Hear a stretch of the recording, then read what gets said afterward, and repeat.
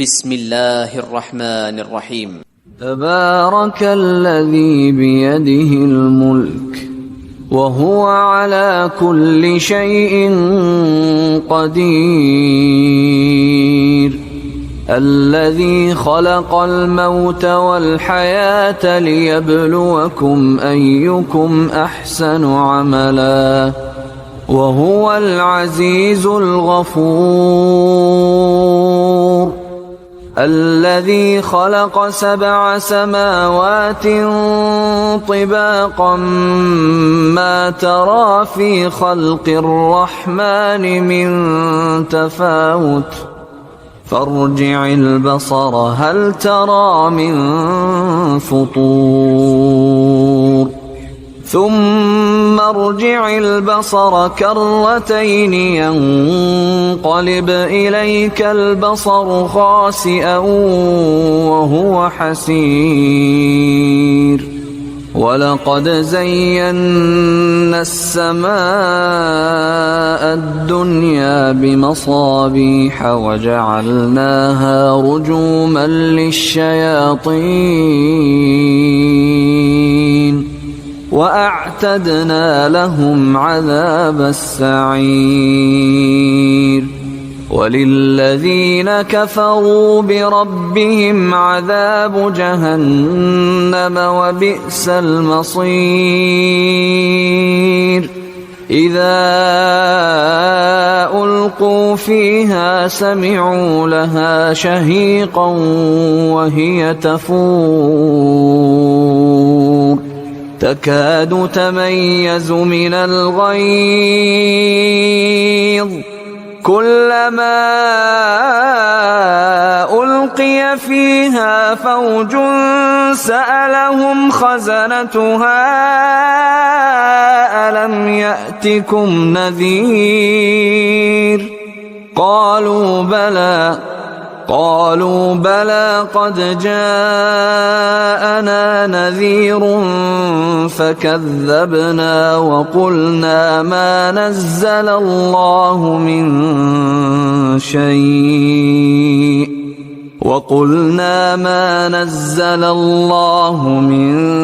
شيء إن أنتم إلا في ضلال كبير. وقالوا لو كنا نسمع أو نعقل ما كنا في أصحاب السعير، فاعترفوا بذنبهم فسحقا لأصحاب السعير. إن الذين يخشون ربهم بالغيب لهم مغفرة وأجر كبير. وأسروا قولكم أو اجهروا به إنه عليم بذات الصدور. ألا يعلم من خلق وهو اللطيف الخبير. هو الذي جعل لكم الأرض ذلولا فامشوا في مناكبها وكلوا من رزقه وإليه النشور. أأمنتم من في السماء أن يخسف بكم الأرض فإذا هي تمور أم أمنتم من في السماء أن يرسل عليكم حاصبا فستعلمون كيف نذير. ولقد كذب الذين من قبلهم فكيف كان نكير. أولم يروا إلى الطير فوقهم صافات